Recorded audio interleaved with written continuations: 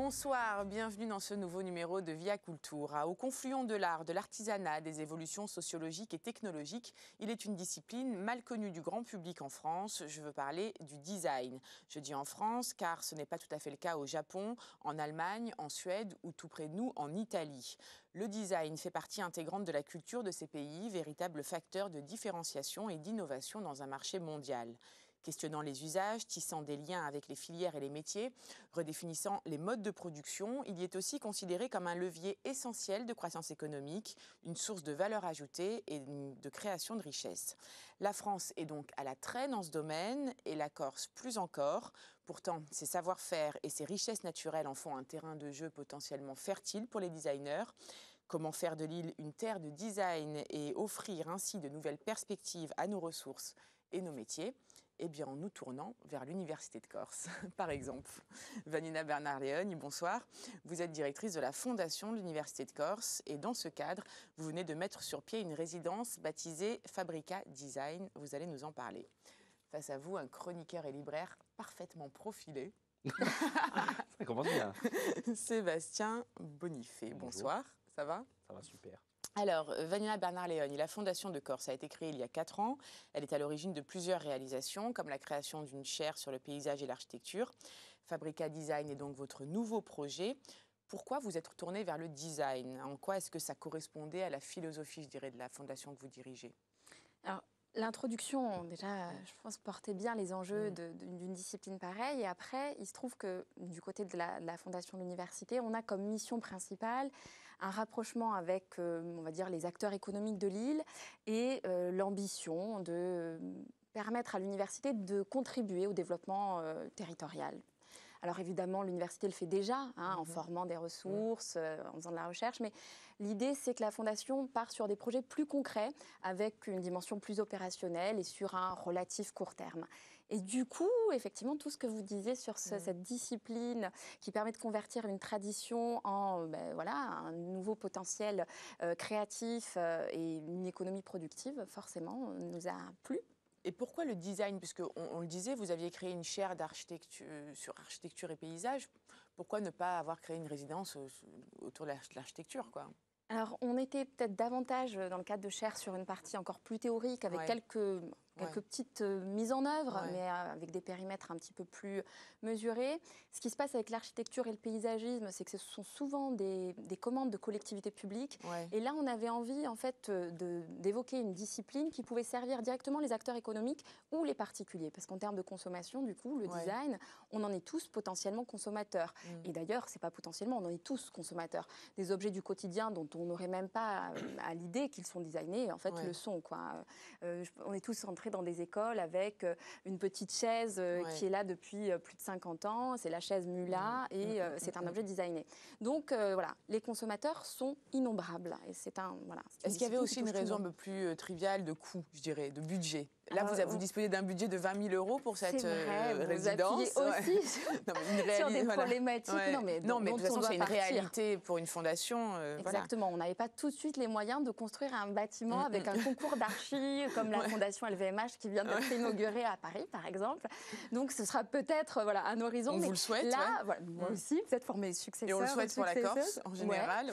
Mais c'est vrai que le design, du coup, intervient sur des objets, pour ce qui est du design de produits, des objets qui, effectivement, peuvent partir de ressources qui ne sont pas monumentales. On n'a pas besoin de volume de matières premières absolument gigantesques.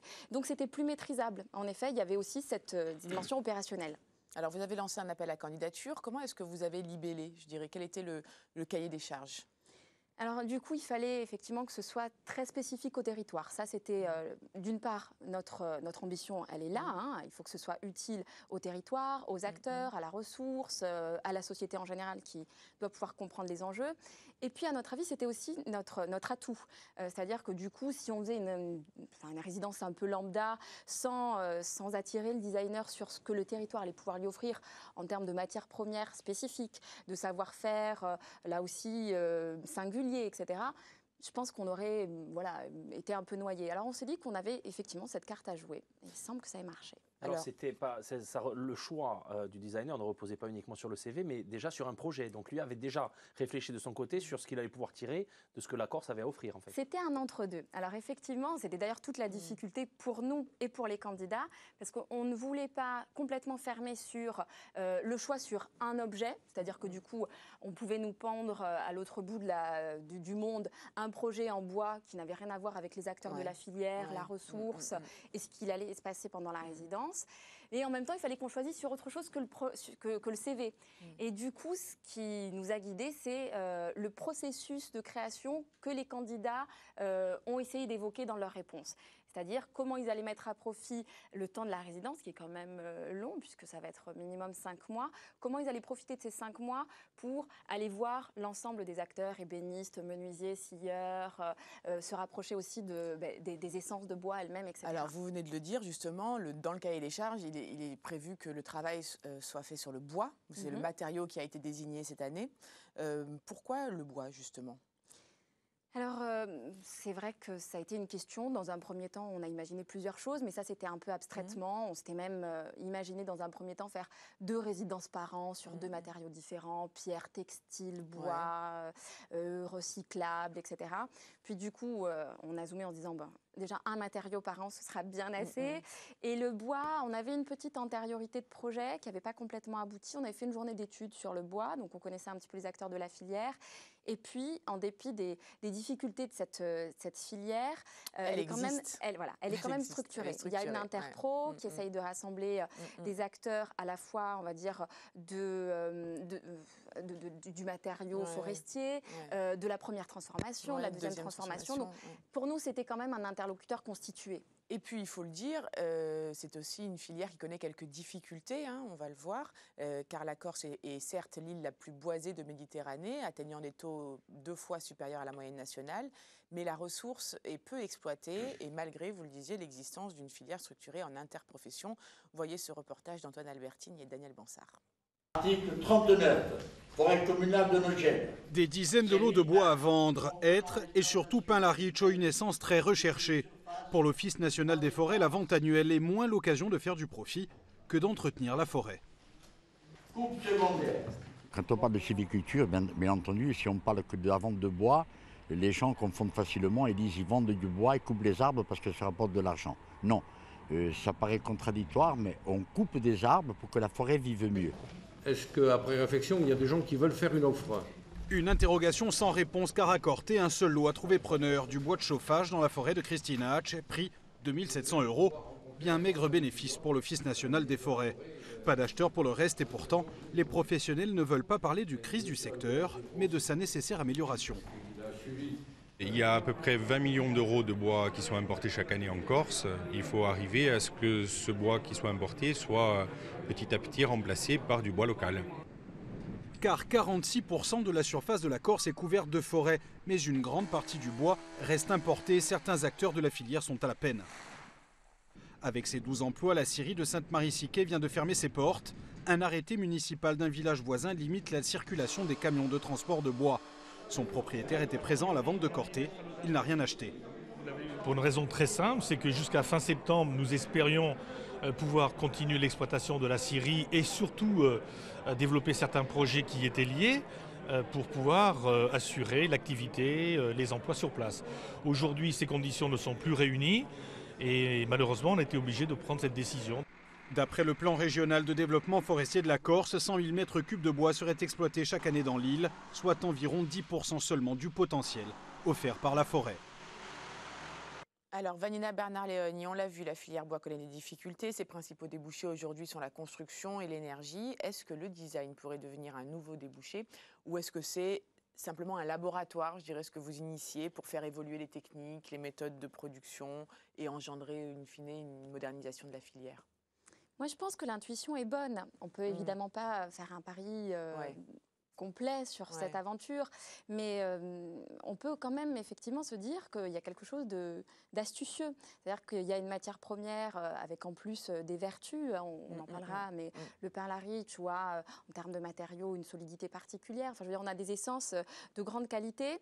On a toute une chaîne d'acteurs et un imaginaire collectif très riche qui peut quand même servir voilà, de point de départ à une nouvelle création. Donc le design, d'une façon générale, à mon avis, encore ça a toute sa place. Hein, c'est une conversion du patrimoine en plus contemporain. Et je pense que pour ce qui est du bois, il n'y a qu'à voir, et vous le citiez en introduction, l'espèce de fantastique réussite du design bois dans certaines régions. Vous parliez de la Suède, mais je pense qu'en Scandinavie, c'est un truc... C'est plus la promotion, finalement, du bois et de ce qu'on peut faire avec qu'un véritable impact économique, parce que le design, ça va quand même représenter peu par rapport aux chiffres qu'on entendait dans le sujet. Quand on voit que la moitié du bois est importé alors qu'il y a du bois ici, on se demande pourquoi. D'ailleurs, il n'y a pas vraiment d'explication, en tout cas dans le sujet. Est-ce que c'est une question de coût? Mais effectivement, il y a des problèmes en amont de ce que vous faites, vous, qui est extrêmement important, qu'il faut résoudre. Deux trucs dans ce que vous disiez, hein, la marginalité de façon du design dans une activité économique globale pour une filière, évidemment. Sauf que ce qui est hyper intéressant, c'est la valeur ajoutée, par contre. C'est vrai que c'est quand même un truc, effectivement, ça peut concerner très peu de gens et très peu de volume de matière. Par contre, la plus-value peut être quand même hyper chouette. Et en termes d'image, évidemment, très juteuse aussi, s'il faut être un peu trivial. Et après, pour ce qui est effectivement, hein, du paradoxe, parce que c'en est là, hein, on évoque... 20 millions, l'équivalent de 20 millions d'importations en bois et finalement 10% à peine d'exploité. Voilà.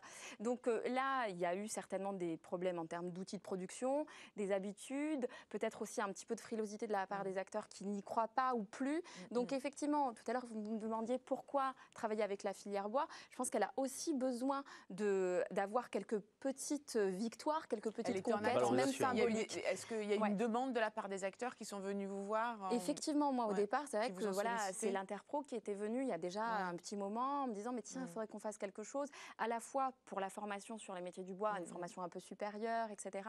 Et en même temps aussi quelque chose qui montre que c'est un matériau extraordinaire et très sous-exploité. Alors pour le projet de résidence Fabrica Design, vous avez reçu environ 30 candidatures qui sont venues, des candidatures européennes. 10 étaient particulièrement pertinentes, m'avez-vous dit. Et une a retenu a emporté, je dirais, le morceau. On peut dire ça. Voilà, vulgairement. Alors pourquoi? Laquelle et pourquoi donc? Alors, en fait, on avait plusieurs types de critères de sélection. Alors évidemment, il y avait un côté un petit peu antécédent des candidats, à savoir ce qu'ils avaient fait comme formation, ce qu'ils avaient déjà réalisé. Donc un côté un peu CV, tout simplement. Un côté projet, ou en tout cas se concentrer de leur attention à ce territoire et à la façon dont ils allaient mettre en valeur le matériau bois aussi. Et la disponibilité qu'on sentait. Et voilà. Et il se trouve qu'effectivement, on avait une petite shortlist, d'abord 10, puis 5. Et puis après, on a eu une sorte de coup de cœur un peu unanime, si on peut dire ça comme ça, et voilà. Sur un garçon qui s'appelle Sébastien Corléagne, et magie de la télévision, il est parmi nous ce soir, votre lauréat. Sébastien Corléagne, vous pouvez nous rejoindre? Bonsoir, vous êtes donc designer, diplômé de l'École nationale supérieure de création industrielle. Vous avez travaillé avec la célèbre André Putman, vous avez créé votre propre studio en 2010. Vous êtes lauréat du Grand Prix de la création de la ville de Paris, du programme de résidence de la Villa Kujoyama à Kyoto, du concours Audi Talent Awards, du Grand Prix Design Parade 03 de la Villa Noailles. J'ai envie de vous demander, avec un tel CV, pourquoi est-ce que vous avez souhaité participer à cette résidence? Pas parce qu'elle se trouve à Corté, mais parce qu'elle est toute récente, qu'elle n'a pas encore de réputation. Et voilà, qu'est-ce qui vous a attiré dans cette aventure? Bon, déjà, je pense qu'il n'y a pas de petit projet. Donc, c'est pas parce que les autres avaient des antécédents assez forts que celui-là ne devait pas retenir mon attention. Et en fait, c'est une amie qui m'a parlé une amie designer qui m'a parlé de l'appel à projet. Donc, je suis allé voir immédiatement. Et c'était impossible pour moi de ne pas y répondre en découvrant ça, parce que ça fait plusieurs années que j'avais envie de travailler en Corse. J'ai des origines corses, Donc pour moi, c'était naturel de m'intéresser à Et ce c'est pas la territoire. raison pour laquelle il a été choisi, on est d'accord. C'est une cerise sur le gâteau qui me vient tomber, mais j'avoue. C'est ma cousine, en fait. J'ai déjà dit que je n'étais pas la cousine de Delphi. Non, voilà. On a déjà dit qu'il n'y avait pas de consanguinité dans cette émission. Donc oui, donc voilà, pour vous c'est naturel de vous porter candidat. Est-ce qu'il y avait aussi une attirance particulière pour l'appel à projet tel qu'il était défini, quoi? Il y avait une attirance toute naturelle, puisqu'en fait, je travaille en dehors des commandes et des réponses, enfin des propositions à des éditeurs, ce qui forme une grande partie de mon activité. Je mène un projet de recherche qui s'appelle Matière à penser et qui est vraiment focalisé sur les savoir-faire, les procédés industriels ou de l'artisanat liés à des matières, et souvent des matières naturelles. Et le bois, puisque ça faisait partie de ce qu'on demandait, est-ce que vous avez vu ça comme une motivation supplémentaire ou est-ce que vous avez vu ça plutôt comme une contrainte? Est-ce que vous avez l'habitude de travailler sur ce genre de matériaux? J'ai déjà travaillé avec du bois. Après, là, ce qui a vraiment retenu mon attention dans l'appel à projet, c'est la quantité, enfin l'amplitude des essences de bois qui étaient proposées. Et toute la problématique qui était posée, qui était liée au territoire, à l'identité. Et d'un autre côté, la demande d'un objet qui devait être un objet fini. Et j'avais du mal à voir comment répondre à cette demande. Et du coup, naturellement, en fait, j'ai commencé à la reproblématiser et à rentrer dans le projet. Vous allez travailler avec du chêne, du châtaignier, de pin Larich que vous découvrez, j'imagine. De l'aulne, je vais quand même privilégier des essences qui sont des essences endémiques ou vraiment représentatives en Corse. Donc les deux premières qui nous viennent à l'esprit, c'est le châtaignier et le pin Larich.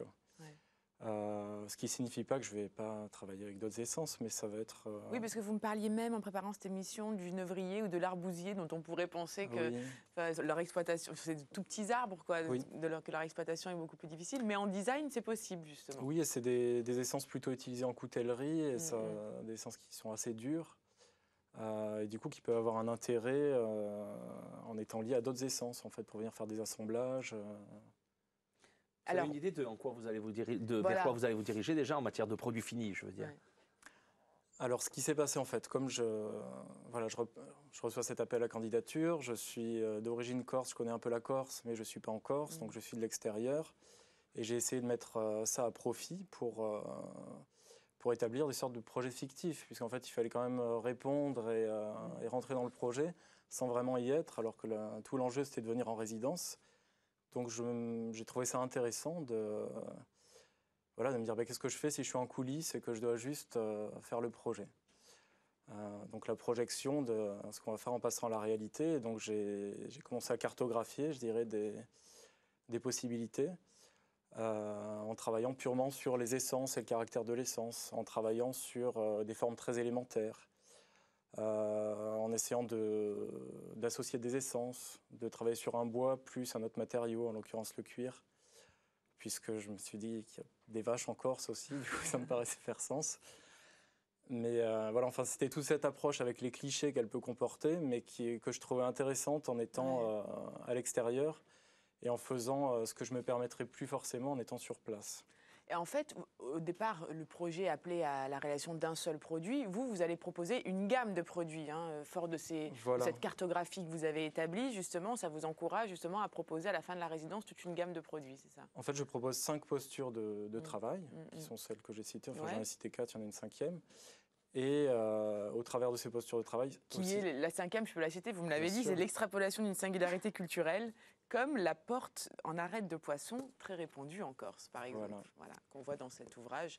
On vous la montrera de façon plus précise, mais effectivement, tout le monde a observé ce type de porte dans les villages corses, donc vous allez travailler sur cet élément. Voilà, donc sur ce projet-là, notamment, je travaille sur la notion de pli, puisqu'on voit que les panneaux sont comme pliés.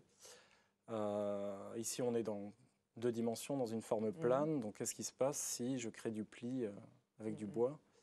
On sait que le pli, c'est structurant, donc ça m'amène à développer un premier meuble, un petit tabouret et décliner tous les meubles qui peuvent faire partie de cette famille.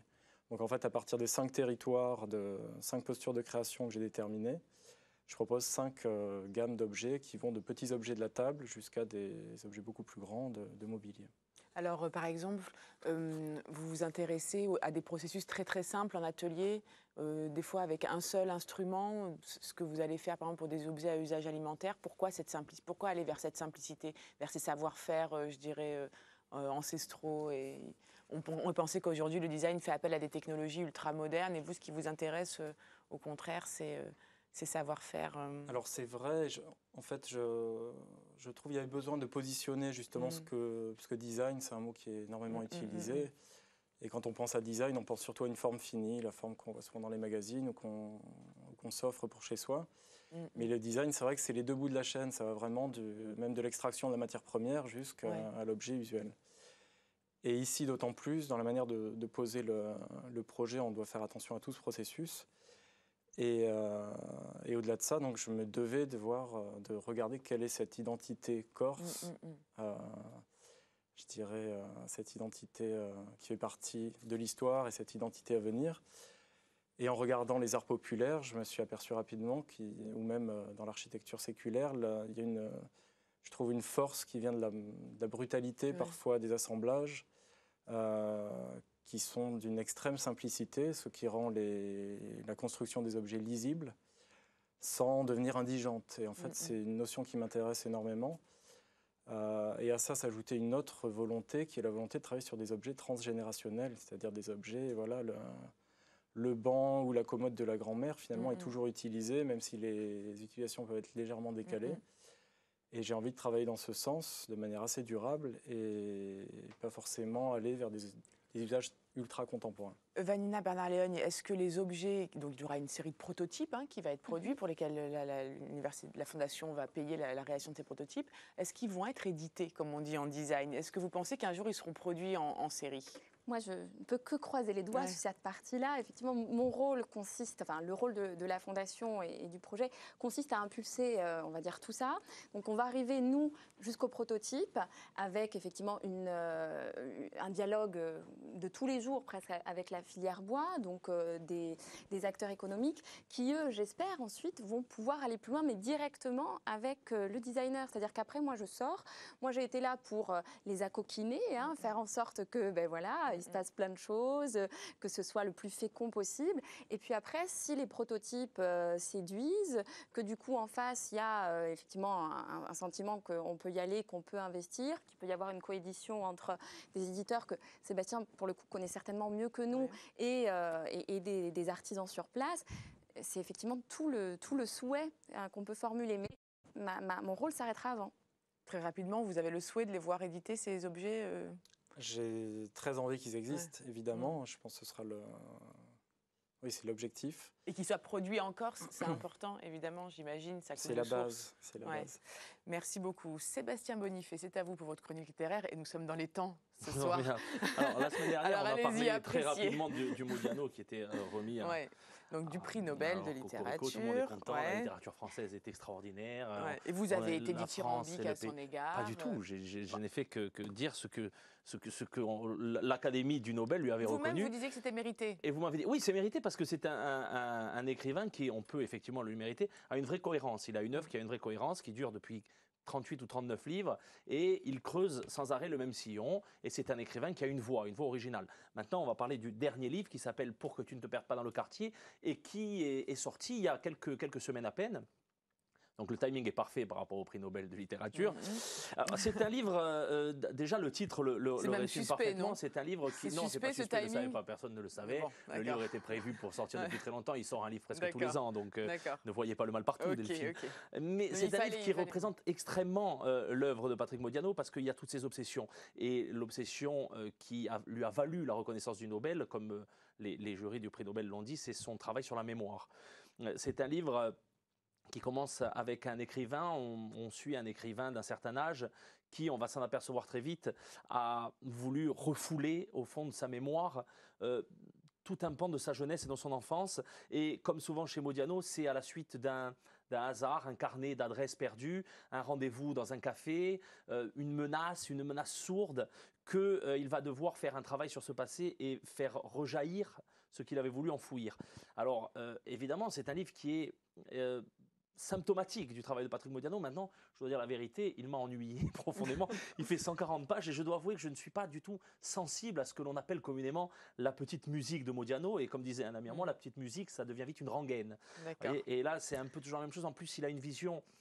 pour moi, ça manque de chair. Ça manque trop de chair. Il parle, il veut absolument... Enfin, ce travail, si vous voulez, sur la mémoire, sur le passé, sur l'effet qu'il a sur nos vies d'aujourd'hui, je trouve qu'il est fait au détriment du roman lui-même, des personnages, de la chair des personnages. Et puis c'est un Paris que moi, qui ne me plaît pas du tout, qui ne me fait pas fantasmer, un Paris grisâtre, le Paris des petites rues, des trucs. Alors ça, il est fasciné par ça. Il parle en permanence des petites rues, il y a des adresses, il a toujours fait. Et moi, j'avoue que lisez-le parce qu'il est très représentatif du Patrick Modiano, si vous voulez vous faire un Ça, c'est de la chronique littéraire. Lisez-le et faites votre oui, non, mais je le dis. Alors, je suis peut-être idiot parce que je suis le seul. Jamais personne n'a dit du mal de Modiano, je ne l'ai jamais entendu. Pour que tu ne te perdes pas dans le quartier, c'est donc Gallimard. Le dernier Patrick Modiano et c'est évidemment... C'est sûrement moi qui suis passé à côté, je reconnais. D'accord. Bon, merci. Je ne le pense pas du tout. Merci Sébastien Bonifay. De rien. Merci Sébastien Cordoleani d'avoir accepté notre invitation. Nous serons attentifs aux résultats de votre résidence. Ça prendra fin au mois de mai et nous viendrons voir... le fruit de votre travail. Merci Vanina Bernard-Léon. Le 12 novembre prochain, vous organisez une journée d'études à l'Université de Corse sur l'artisanat et le design, une table ronde donc qui réunira des designers corses, puisqu'il y en a quelques-uns. Ça sera justement l'occasion de faire le point un peu sur la réalité de ce métier. Merci, chers téléspectateurs, de nous avoir suivis. À très bientôt sur France 3 Corse via Stella.